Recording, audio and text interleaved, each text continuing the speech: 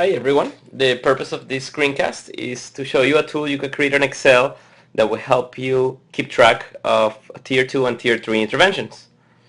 As you know, usually Tier 2 and Tier 3 interventions have, let's say, maybe 15-20% of your students might be receiving those interventions. I'm going to go ahead and show you how this tool works.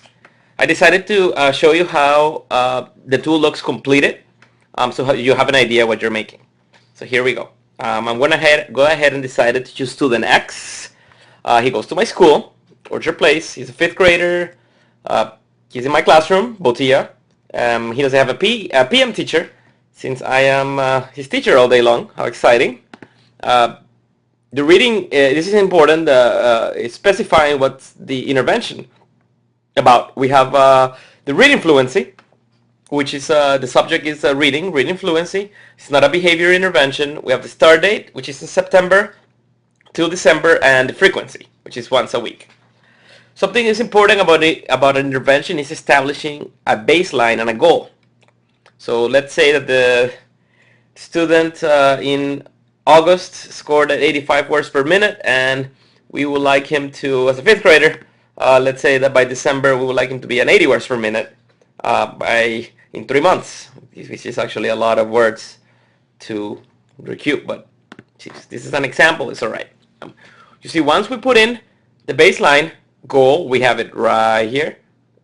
So we know as we're tracking the intervention, making sure that we are in hopefully heading to the right direction. So let's say I'm going to go ahead and show you where the information goes, which is right here. Let's say that the first fluency test, his scores of 46, student X goes ahead and continues. Now he goes 50 words a minute. Oh, he got a 3-day weekend. Didn't read anything, but it's alright. It's picking up the pace.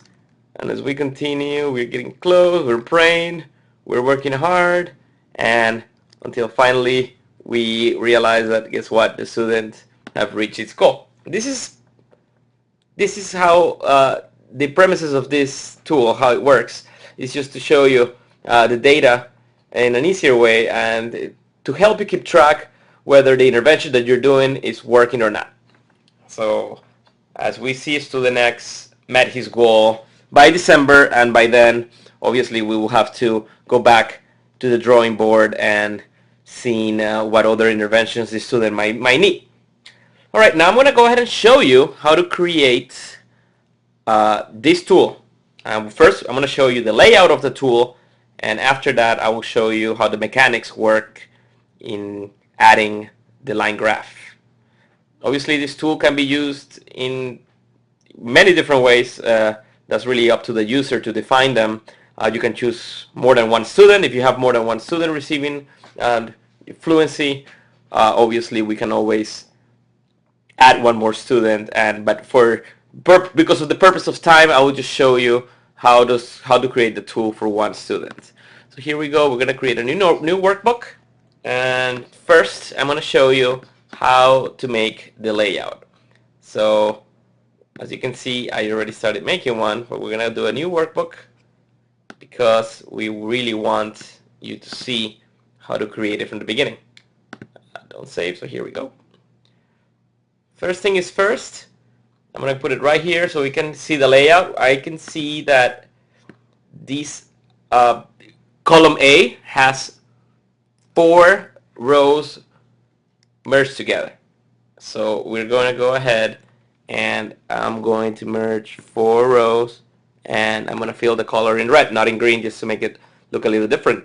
And then I'm going to go ahead and I see that A and C, B, C is merged, that column D, E, F is merged, etc. So I'm going to go ahead and do that right here. I'll go B and C.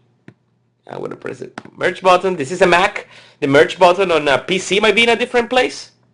However, you will definitely find it somewhere in whatever tool you're using. So here we go. We're going to merge. Actually, I made a mistake here. D, E, and F are merged together. So, oops, here we go. Oh, I'm going to go back. Here we go. You can always go back. That's the nice thing about this. And Alright, so we merge D, E, and F. We're gonna continue with H and G and H. We're gonna merge G and H, merge I and J, and K and L needs to be merged as well. So we're gonna go ahead and do it. So now that we have the cells merged in this row, and we need to do it for the next 3 rows, we might as well just command copy and just paste. That's the pattern that we're gonna use. Oops, I did not meant to do that one. We're gonna do this one here. That's the pattern we're gonna be using. Okay, so now we can go ahead and complete the information. We have student, school, grade, homeroom teacher, other teacher, or PM teacher. We also have behavior or subject, start date, end date, frequency. There we go. And I notice that these 2 cells are together. It doesn't really matter to merge these 2 cells here, but just to make sure that we have it the same, we can go ahead and meter. There you go. Now we have them all merged, and we can go ahead and fill in the color, making sure that we have it exactly the same. Here we go.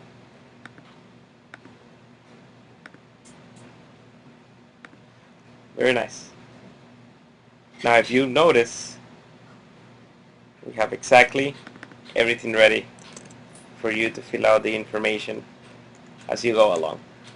Alright, now we need to add the next part, which is pretty important, because that's what's going to let us know, or let Excel know, what type of what graph is he making. So we're going to go ahead and add our baseline or goal, and we have the data that we're going to plug in. So as we know, we need to have the baseline, a goal needs to have a beginning and an ending. So we're going to go ahead and change the color of where we want to begin and where we want to end. Something that is also very important is, as you can see, this is all one merged cell put together. So we're going to go ahead and merge all the cells together. There you go.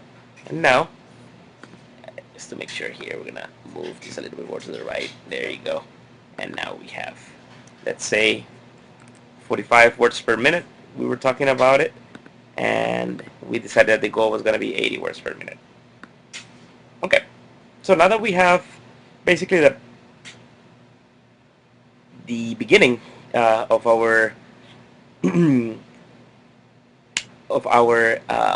tool, I'm just going to show you how to go ahead and make the line graph. And it's very, very simple. The only thing you need to do is just highlight the information that we're going to be using right here.